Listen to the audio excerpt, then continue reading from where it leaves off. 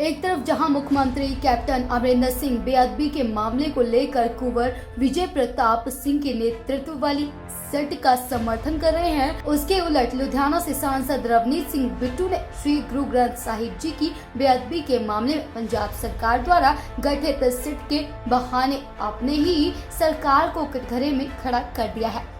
Media से बातचीत में सांसद बिट्टू ने कहा कि वह लोगों से बेअदबी के मामलों के आरोपियों, जिनमें खास तौर पर बादलों को सजा दिलाने का भरोसा देकर सत्ता में आए थे, लेकिन अब सरकार को सिर्फ 8 महीने का समय रह गया है। लोग सरकार की कार्यप्रणाली पर सवाल उठा रहे हैं।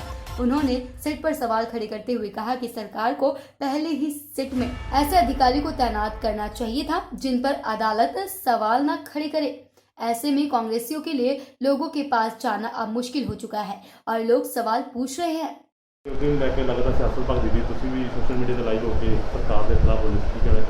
नहीं सरकार के खिलाफ तो नहीं, सरकार तो साडी आ ते असीं तां अपने आप नूं ये समझ रहे हाँ भी जल्दी तो जल्दी ये जिहड़े दोषी ने उन्हां नूं असीं सज़ा दईए भी असीं ना किते इन्हां दे नाल लोकां दे मनां 'च ये आ जाए भी इन्हां ने इन्हां नूं सज़ा नहीं दित्ती, क्योंकि महीने 8 रह गए तो इस करके असीं अपना पूरा जोर आ जिहड़ा 8 महीने च केंद्रित करिए भी जिहड़े सही मैने च, क्योंकि बहुत समा हो गया, बहुत असीं जिहड़ा भी मैंडेट लैने असीं वो अपना 5 साल का लैने सरकार नूं लोग चुणदे आ 5 साल ते वो चीज़ जो कुछ असीं मैनीफेस्टो च कहा हुंदा वो करके दिखाउणा हुंदा।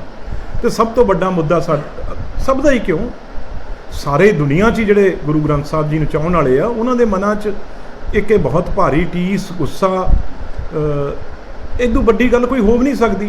ते जे असीं उस गल नूं नहीं जिहड़े कि चाहे वो जस्टिस जोरा सिंह कमीशन होए, चाहे वो जस्टिस रंजीत सिंह कमीशन होए, चाहे उस तो बाद SIT वगैरह जिन्नियां भी बणियां होण ते उहदे विच हर जगह जिहड़ा बादलों का एन कड़ी जोड़ के बादलों का नाम आ।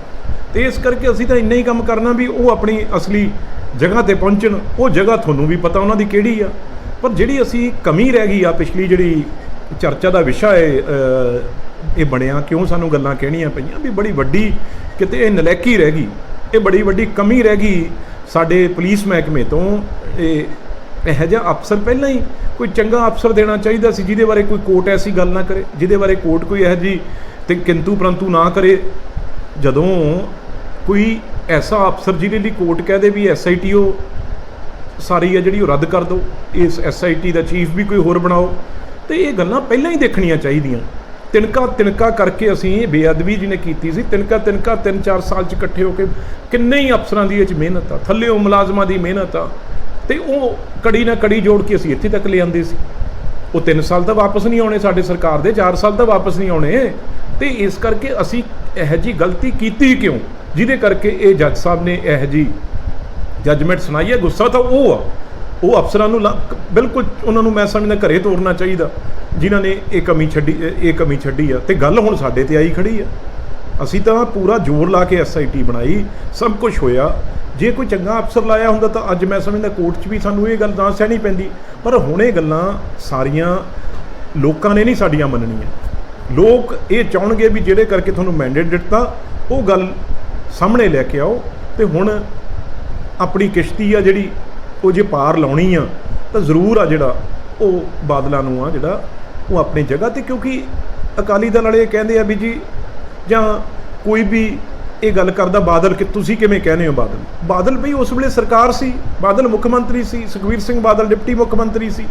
तो ये घटनावां तुसीं की समझदे हो बेअदबी दी, इहनूं कोई किसी होर घटना नाल जोड़ सकदे हो? इन्हां ने पहलां डेरे वाले नूं माफ़ कीता, डेरे वालिਆਂ ਦੀ ਇੰਨੀ हिम्मत पई कि उन्हां ने पोस्टर लाए कंधां ते भी बेअदबी असीं करांगे, असीं गुरु दे अंग आ जिहड़े वो आ दिन असीं गुरुद्वारे चों चक के उन्हां नाल आ कुछ करांगे। ते कित्थे सुत्ते पए सी उस वेले दी सरकार, SSP उस वेले दा, उस वेले दे लोकल IG DIG DGP कित्थे सुत्ते सी? ते जदों इनकुआयरी च पुछदे आ DGP कहंदा जी मैनूं आर्डर दित्ते सीगे जिहड़े उस वेले बंदे बैठे सी गोली चलाउण दे वो होम मिनिस्टर ने दित्ते सी। होम मिनिस्टर नूं जदों सददे आ वो कहंदा जी उस वेले दा DGP नूं पता। इन्हां नूं क्यों ना इकट्ठे बिठाओ एक कोठड़ी 'च ते इन्हां नूं सवाल करो उत्थे लोकां दी कचहरी दे मूहरे भी भाई दस्सो, फिर सारा कुछ नंगा हो जाऊगा। क्यों रेस्ट हाउसां 'च बुलाउने आ असीं इन्हां नूं? ये कुछ गल्लां है जिहड़ियां इस वेले असीं मुख मंत्री साहब दे मूहरे रखियां है ਤੇ ਉਹਨਾਂ ਨੇ ਵੀ ਮੀਟਿੰਗ ਸੱਦੀ, ਮੰਤਰੀ ਸੱਦੇ, ਏਜੀ ਸੱਦਿਆ, ਹੋਰ ਸਾਰੇ ਜਿਹੜੇ ਟੌਪ ਮੋਸਟ ਫੰਕਸ਼ਨਰੀ ਨੇ ਉਹਨਾਂ ਨੂੰ ਸੱਦ ਕੇ ਦੇਖੋ ਸਾਰੀ ਰਿਪੋਰਟ ਹੈ ਜਿਹੜੀ ਮੰਡੇ ਨੂੰ ਆ ਜਾਏਗੀ ਤੇ ਸੱਚ ਸਾਨੂੰ ਲੋਕਾਂ ਦੇ ਮੂਹਰੇ ਰੱਖਣਾ ਪਊਗਾ ਕੱਢ ਕੇ। ਅਸੀਂ ਕਿਉਂ ਸੁਣੀਏ ਜੀ ਮੱਲੋ ਮੱਲੀ, ਅਸੀਂ ਕਿਉਂ ਸੁਣੀਏ ਵੀ ਲੋਕ ਕਹਿਣ ਵੀ ਬਾਦਲਾਂ ਨਾਲ ਰਲੇ ਹੋਏ ਆ ਜੀ। ਸਾਡਾ ਜਦੋਂ ਕੋਈ ਲੈਣਾ ਦੇਣਾ ਨਹੀਂ, ਬਾਦਲਾਂ ਤੋਂ ਕੋਹਾਂ ਅਸੀਂ ਮੈਂ ਨੇੜੇ ਵੀ ਨਾ ਲੰਘੀਏ ਤੇ ਫਿਰ ਅਸੀਂ ਕਿਉਂ ਸੁਣੀਏ? ਅਸੀਂ ਕਿਉਂ ਨਾ ਉਹਨਾਂ ਨੂੰ ਅਸਲੀ ਜਗ੍ਹਾ ਤੇ ਪਹੁੰਚਾਈਏ? ਜਿਹੜੀ ਗੱਲ ਲੋਕਾਂ ਨੂੰ ਪਤਾ ਏ, ਕੱਲੀ ਕੱਲੀ ਗੱਲ ਆ ਜਿਹੜੀ, ਉਹ ਲੋਕਾਂ ਦੀ ਸੱਚਾਈ ਆ ਜਿਹੜੀ, ਜਦ ਲੋਕ ਆਪ ਕੱਲੀ ਹਿਸਾਬ, ਕਿਉਂਕਿ ਇਹ ਕਿਉਂਕਿ ਜਿਹੜੀਆਂ ਅੱਜ ਤੱਕ ਰਿਪੋਰਟਾਂ ਇਹ ਸਾਰੀਆਂ ਲੋਕਾਂ ਦੇ ਮੂਹਰੇ ਆ ਤੇ ਤਾਕਤ ਸਰਕਾਰ ਦੀ ਹੁੰਦੀ ਆ, ਪੁਲਿਸ ਦੀ ਤਾਕਤ ਹੁੰਦੀ ਆ। ਜਿਹੜਾ ਅਸੀਂ ਕੋਈ ਵੀ ਚੋਰ ਹੋਵੇ, ਕੋਈ ਗੁਨਾਹਗਾਰ ਹੋਵੇ, ਉਹਨੂੰ ਫੜ ਕੇ ਥਾਣੇ 'ਚ ਰੱਖੀਦਾ, ਉਸ ਤੋਂ ਬਾਅਦ ਕੋਰਟ ਦਿੰਦੀ ਆ, ਬੇਲ ਦਿੰਦੀ ਰਵੇ, ਕੋਰਟ ਉਸ ਤੋਂ ਬਾਅਦ ਛੱਡਦਾ, ਕਿਸੇ ਨੂੰ ਛੱਡੀ ਜਾਵੇ, ਉਹ ਅਸੀਂ ਆਪਾਂ ਨਹੀਂ ਕੁਝ ਕਰ ਸਕਦੇ। ਪਰ ਅਸੀਂ ਪਹਿਲਾਂ ਉਹਨਾਂ ਨੂੰ ਫੜੀਏ ਤਾਂ ਸਹੀ, ਉਹਨਾਂ ਨੂੰ ਅਸਲੀ ਜਗ੍ਹਾ ਤੇ ਪਹੁੰਚਾਈਏ ਤਾਂ ਸਹੀ, ਉਸ ਤੋਂ ਬਾਅਦ ਕੋਰਟ ਜਿਹੜਾ ਕਰੇਗਾ। ਮੈਨੂੰ ਲੱਗਦਾ ਜੀ ਅਗਰ ਇਨਸਾਫ ਨਾ ਮਿਲਿਆ ਤਾਂ 2022 ਚ ਕਾਂਗਰਸੀ ਲੀਡਰਾਂ ਨੂੰ ਜਾਣਾ ਮੁਸ਼ਕਲ ਹੋ ਜਾਏਗਾ, ਪੰਜਾਬ ਦੇ ਵਿੱਚ ਵੋਟਾਂ ਮੰਗਣਾ ਮੁਸ਼ਕਲ ਹੋ ਨਹੀਂ, ਸਵਾਲ ਕਿਉਂ ਨਹੀਂ ਪੁੱਛਣਗੇ ਲੋਕ? ਇਹ 'ਚ ਤਾਂ ਕੋਈ ਗੱਲ ਲੁਕੀ ਛਿਪੀ ਨਹੀਂ ਗੀ। ਇਹ ਕੋਈ ਗੱਲ, ਮੈਂ ਕੋਈ ਵੱਖਰੀ ਗੱਲ ਨਹੀਂ ਕਹਿ ਰਿਹਾ। ਇਹ ਗੱਲ ਤਾਂ ਹੁਣੀ ਲੋਕ ਪੁੱਛ ਰਹੇ ਨੇ ਵੀ ਦੱਸੋ ਜੀ, ਤੁਸੀਂ ਸਰਕਾਰ ਬਣਾਈ ਸੀ, ਆਹ ਗੱਲ ਕਹਿ ਕੇ ਬਣਾਈ ਸੀ, ਤੇ ਹੁਣ ਤੁਸੀਂ ਇਸ ਗੱਲ ਦਾ ਦੱਸੋ ਕੀ ਕੀਤਾ?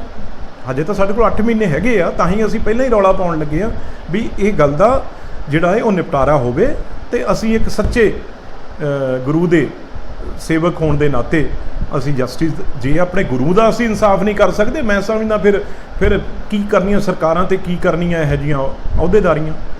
ਡੈਸਕ ਰਿਪੋਰਟ, ਜਨ ਹਿਤੈਸ਼ੀ ਨਿਊਜ਼।